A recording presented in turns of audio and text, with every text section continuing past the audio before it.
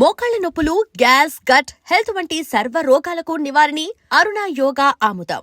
తెలుగులో మీరు పాడిన చాలామంది సంగీత దర్శకులు కీరవాణి గారు వాళ్ళందరూ మిమ్మల్ని ఆల్మోస్ట్ ఒక సరస్వతి దేవిలాగా అంటే అంత గొప్పగా మీ పాటని ఆదరిస్తారు, ఆరాధిస్తారు.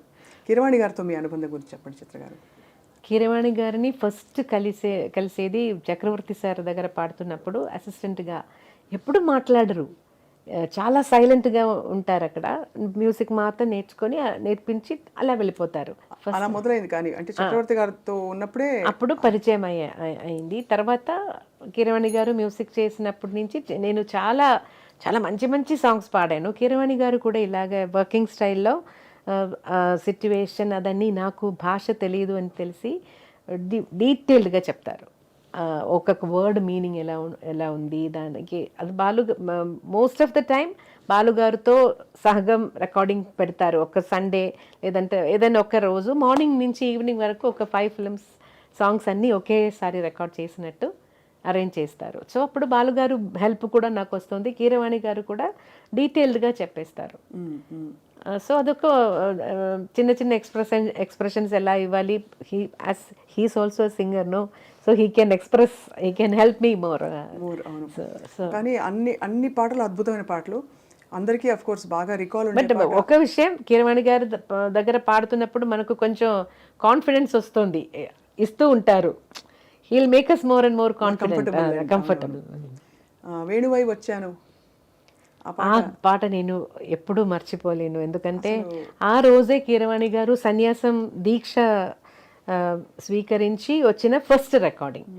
అప్పుడు నిజంగానే భయం వేసింది.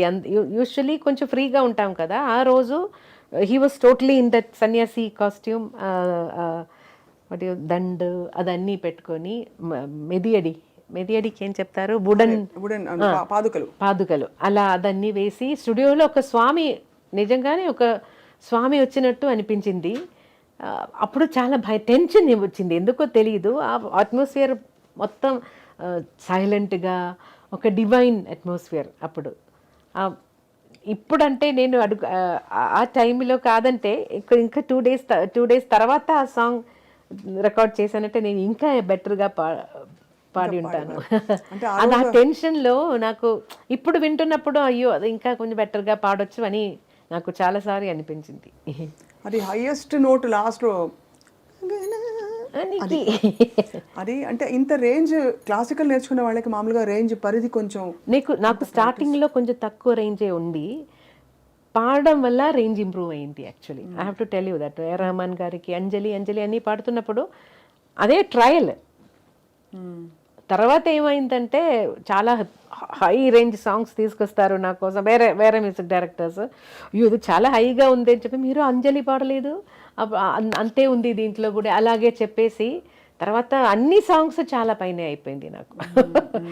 చాలా మంది సాంగ్స్ పైన రేంజ్లో పాడారు. అసలు మస్ట్ లిసన్ గ్రేటెస్ట్ హిట్స్ లిస్ట్లో మన కన్నానులే పాట వరల్డ్ లిస్ట్లో, ఇట్స్ నాట్ ఈవెన్ అంటే ఇండియా మాత్రం కాదు, ఆ వరల్డ్ లిస్ట్లో బాంబే సాంగ్ ఉంది అంటే గార్డియన్ వాళ్ళు వేసిన లిస్ట్.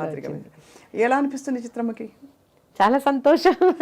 యాక్చువల్లీ ఈ కన్నానులే రికార్డింగ్ తర్వాత రెహమాన్ గారు మళ్ళీ నాకు ఫోన్ చేసి మళ్ళీ ఆ రికార్డింగ్ టైంలోనే నాకు చెప్పారు, కొంచెం ఒక ప్యాథోస్ ఫీల్ వస్తుందా చిత్ర గారు, నాకేదో కొంచెం ప్యాథోస్ ఫీలింగ్ వస్తున్నట్టు అనిపిస్తుంది, ఇంకా కొంచెం హ్యాపీగా ట్రై చేస్తారా, ఇంకా కొంచెం హ్యాపీగా అలా చెప్పేశారు. అయితే మైనర్ స్కేల్ ఉంది కదా, దాంట్లో ఆటోమేటిక్గా ఒక చిన్న అది వస్తుంది మెలంకలీ అదే.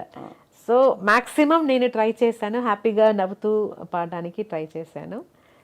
అయితే అది అందరికీ నచ్చింది. దాంట్లో హిందీ వర్షన్లో కూడా 2 సాంగ్స్ నేనే పాడాను. తర్వాత రెహమాన్ గారు నాకు ఫోన్ చేసి చెప్పారు, వాళ్ళ ఆడియో కంపెనీ నుంచి అన్ని సౌత్ ఇండియన్ సింగర్స్ అయిపోయింది, సో ఒక్క పాట అయినా నార్త్ ఇండియన్ సింగర్స్ని కూడా ఇంక్లూడ్ చేయాలని. So he said I don't want to change కన్నానులే, సో ఉరికే చిలక ఆ సాంగ్ నేను మీ పర్మిషన్తో నేను ఇంకెవరికైనా ఇచ్చాను. హరిహరన్ గారు, కవితా కృష్ణమూర్తి గారు. కవిత కృష్ణమూర్తి గారు అక్కడ నార్త్ ఇండియన్ సింగర్ కానీ మన తమిళ అయితే but she lives in Bombay. Bombay కదా, అవును. అంటే వీళ్ళిద్దరు ప్రస్తావన తీసుకొచ్చాం. వీళ్ళిద్దరూ ప్రపంచ స్థాయికి, కీరవాణి గారు, ఏఆర్ రెహమాన్ గారు. ఇప్పుడు నాటు నాటు పాట golden globe. So we all are feeling so proud కదా. అంటే so unexpected. Of course Keeravani గారి పాటలు మనం రాగయుక్తంగా చూస్తే there are so many wonderful songs. But ఏదైనా ఒకటి ఆ పేరు పైకి వచ్చింది, అదే పైకి వచ్చింది, రైట్. భారతీయ సంగీతం నిజంగా ప్రపంచ పటంపై దూసుకెళ్ళిపోతుంది. ఇన్ని పాటలు వెస్టర్నర్స్ పాడగలుగుతారా? బికాస్ వెస్టర్న్ పాటలు మనం అన్ని పాడుతున్నాం. అలా చిత్ర గారు మీరు ఎప్పుడైనా వెస్టర్న్ ట్రై చేస్తారా? నాకు ఆ స్టైల్ ఎందుకో రాలేదు. అయితే ఈ మధ్య పిల్లలందరూ ఎంత ఈజీగా పాడుతున్నారు. యోడ్లింగ్ టోన్ అయితే సరే, ఏదైనా వెస్టర్న్ ఒక గాత్రం వేరే కదా, చాలా ఈజీగా పాడుతున్నారు. నేను అదే వాళ్ళందరూ ఈజీగా పాడుతున్నారు, నాకు ఎందుకు రాలేదు అని. అయితే అది ట్రై చేయలేదు. మేబీ ఆ ట్రైనింగ్ వెళ్తే నాకు వస్తుందే ఏమో. మీ ప్రయాణంలో మీరు పాడిన మంచి సాహిత్యాలలో సిరివెన్నెల సీతారామ శాస్త్రి గారి సాహిత్యాలు చాలా పాడారు. మహానుభావులు. మనకి చాలా కష్టకాలం, కోవిడ్ తర్వాత చాలా మంది మన వాళ్ళు, మన గురువులు అని వెళ్ళిపోయారు. తెలుగు సంగీతంలో ఉండే గాయనీమణులు చాలా మంది మీరు గుర్తు చేసుకున్నారు చిత్ర గారు. లతాజీ ఇన్ఫ్లుయెన్స్, మీరు ఒక ట్రిబ్యూట్ కూడా చేశారు. అది ఎలా అనిపించింది? లతాజీ పాటలో ఉండే what is that special quality you love?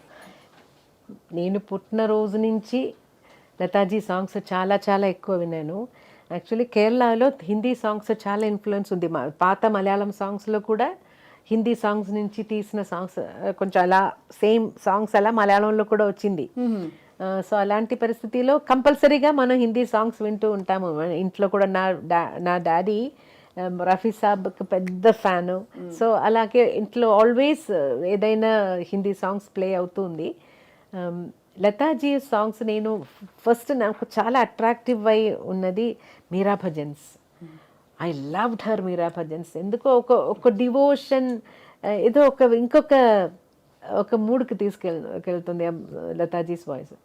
నందనందన దిట్టుపడియామాయి సావరు సావరు. ఆ ఆల్బంలో అన్ని సాంగ్స్ నాకు ఇష్టం.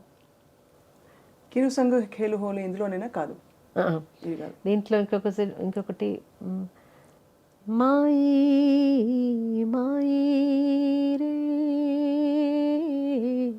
మాయి మాడో తుప్పణామా పర్ణ్యారే దినానా, అది.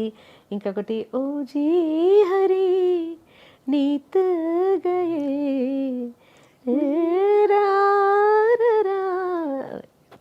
గొంతు బాగలేదు, పాడడానికి కష్టపడుతున్నాను. ఎంత మంచి మంచి భజన్స్ ఇవి. అది ఈ సాంగ్ ఇది everyday morning I use to play at my house. So అది ఏదో ఒక మంచి మూడ్, నాకు ఒక డివినిటీ, ఒక డివైన్ మూడ్. తర్వాత చాలా ఫిల్మ్ సాంగ్స్ కూడా చాలా ఇన్ఫ్లుయెన్స్ అయ్యాను.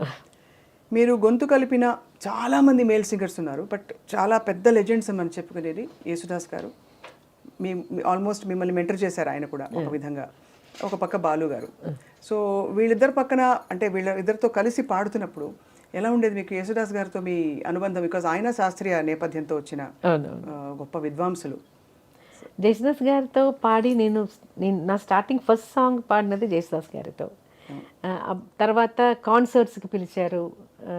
సో జేసుదాస్ గారి సగం కొన్ని ఆల్మోస్ట్ మోర్ దెన్ 100 కాన్సర్ట్స్ నేను చేసి ఉంటాను. Film song concerts. తర్వాత జేసుదాస్ గారి తరంగిణి మ్యూజిక్ అని ఒక మ్యూజిక్ లేబుల్ ఉంది, దాంట్లో కూడా నేను చాలా క్యాసెట్స్ పాడాను. తర్వాత వాళ్ళకి ఒక వాయిస్ బ్యాంక్ అని ఒకటి స్టార్ట్ చేశారు జేసుదాస్ గారు. ఆ వాయిస్ బ్యాంక్లో కూడా నా వాయిస్ పెట్టేసి ఏదైనా మ్యూజిక్ డైరెక్టర్స్ కొత్త సింగర్స్ని ట్రై చేద్దాం అని చెప్తున్నప్పుడు ఇది వినిపించి అలా కూడా నాకు కొన్ని ఆపర్చునిటీస్ వచ్చింది. తర్వాత తమిళ్లో ఇళయరాజా సార్, స్టార్టింగ్ రాజా సార్కి, తర్వాత అదర్ మ్యూజిక్ డైరెక్టర్స్ రాజా సార్ పిలిచారు, రాజా సార్ పాడించేశారు అని అదొక అడ్రస్తో చాలా మా మిగతా మ్యూజిక్ డైరెక్టర్స్ అన్ని నా చేత పాడించారు. And for more videos, Please subscribe to iDream. Please subscribe to iDream. Please subscribe iDream. And please subscribe to iDream. For more videos, subscribe to iDream. Please like, share and subscribe to the channel. Congratulations, iDream. Subscribe to iDream. Subscribe to iDream. so subscribe to iDream Media. iDream team andarki huge congratulations. Please subscribe iDream Media. Please subscribe to iDream. Subscribe iDream. Please subscribe to iDream. iDream అంటే నా కళల ఛానల్ను subscribe చేసుకున్న నోరు తిరుగుతలేదు, మీరైతే గంట గుర్తు కొట్టండి. For more such videos, please subscribe to iDream. Subscribe to iDream. Please subscribe to iDream. Please subscribe iDream Media. Please do subscribe to iDream. Please subscribe to iDream Media. For best entertainment and information, please subscribe iDream. And don't forget to subscribe to iDream.